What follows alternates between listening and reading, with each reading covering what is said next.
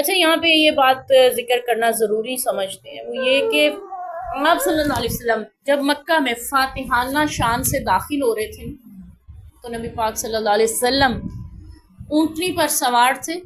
اور آپ صلی اللہ علیہ وسلم کی عاجزی اور انکساری کا عالم یہ تھا کہ اپنی گردن کو بھی جھکایا ہوا تھا، اتنا کہ اونٹنی کی گردن کے ساتھ سر لگا ہوا تھا،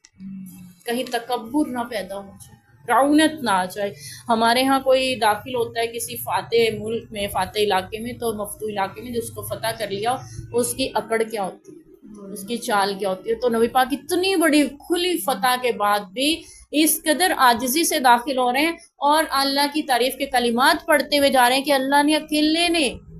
اپنے لشکروں کے ساتھ اس کو ہمارے لیے فتح کر دیا،